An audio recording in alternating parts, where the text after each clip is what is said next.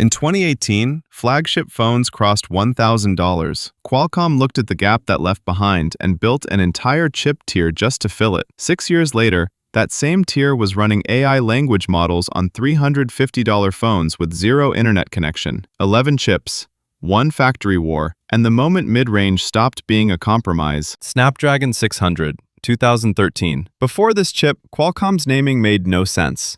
S1, S2, S3, S4, vague labels grouping completely different architectures together. The Snapdragon 600 changed that. It launched the 400, 600, 800 tiering system Qualcomm still uses today. Custom Crate 300 cores, an Adreno 320 GPU. It beat Samsung's Exynos 5 Octa and MediaTek's early quad cores without much of a fight. Qualcomm marketed it as flagship tier. Then, 4 months later, they released the Snapdragon 800, faster cores, a better GPU, an integrated modem. The 600 didn't get worse overnight.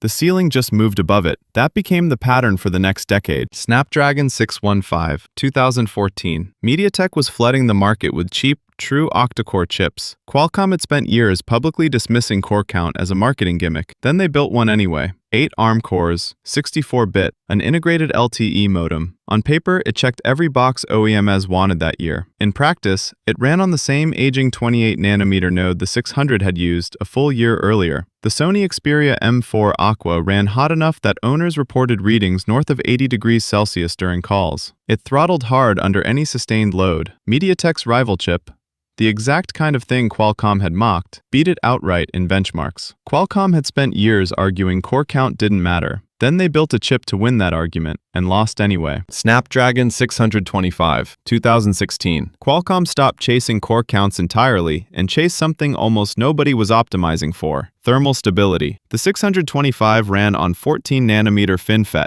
a node borrowed straight from the flagship Snapdragon 820. Power consumption dropped 35%. Phones running this chip routinely delivered 2 full days of battery life. Zero throttling, ever. Xiaomi loved it so much they put it in device after device, until critics started joking about Snapdragon 625 fatigue. An average GPU wrapping in a chip that simply never overheated and never died by 6 in the evening. Snapdragon 660.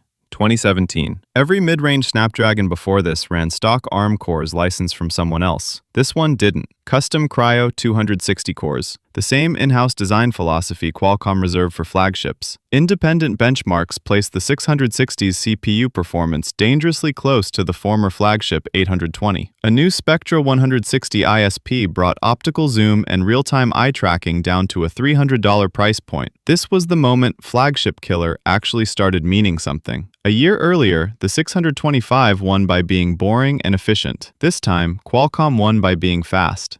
Twice in a row, with 2 completely different strategies. Snapdragon 710, 2018. Flagship phones crossed $1,000 in 2018. That left a gap, a stretch of pricing between $400 and $600 that nothing in Qualcomm's lineup filled, so they built something to fill it. The 710 wasn't a renamed 600 series chip. It was the first chip in an entirely new tier, the 700 series. First 10nm mid-range chip ever released. A dedicated AI engine doubled on-device machine learning performance over the 660. This wasn't a rebrand.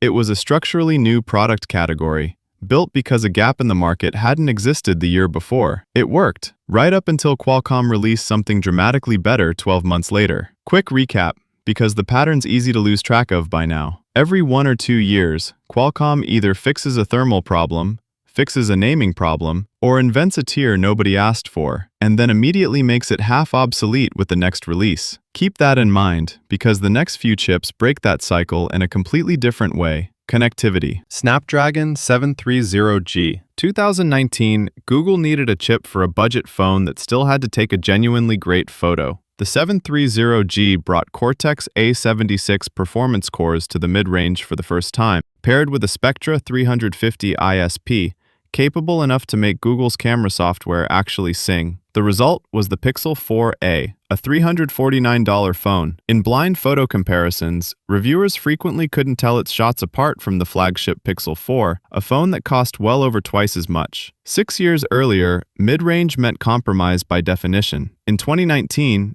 A $349 phone was going toe-to-toe on camera quality with phones costing more than double. That's not incremental progress. That's the entire premise of mid-range quietly falling apart. Snapdragon 765G. 2020. The flagship Snapdragon 865 needed a separate, expensive external 5G modem bolted on. Every OEM using it paid for 2 chips glued together. The 765G integrated 5G directly onto the die, sub-6 and millimeter wave, one single chip. No extra hardware, no extra cost. Flagship 5G in 2020 meant paying for 2 chips. Mid-range 5G meant paying for 1. Google looked at both options and built the entire Pixel 5 around the cheaper one. Snapdragon 778G, 2021. By 2021, a global chip shortage had every foundry rationing capacity. Qualcomm's answer wasn't to wait it out, it was to hedge. 2 months after launching the Snapdragon 780G on Samsung's 5nm line, Qualcomm released the 778G, nearly the same chip, built instead on TSMC's 6nm node. Same Cryo 670 cores, slightly lower clocks, but it didn't depend on Samsung's line at all. Thermal throttling essentially disappeared thanks to that TSMC node. It wasn't supposed to be the more famous chip. It was insurance against a shortage, not a landmark on its own. But it became so good that Qualcomm re-released it twice, as the 778G Plus and the 782G, because OEMs simply wouldn't stop asking for it, keeping it relevant for nearly 3 years. Sometimes the hedge outlives the thing it was hedging against. Snapdragon 7 Gen 1, 2022. New branding. Gen replaced the old 3-digit numbers. A fresh start, on paper. Underneath, it ran on Samsung's 4nm node, the exact same troubled foundry crippling the flagship Snapdragon 8 Gen 1 that same year. It throttled so badly under sustained load that it sometimes lost to the 3-year-old 778G. MediaTek's TSMC-built Dimensity 8100 crushed it outright. A new name, the same foundry problem underneath. 2022. In one sentence, Snapdragon 7 Gen 3, 2023. 2 straight years of Samsung foundry chaos.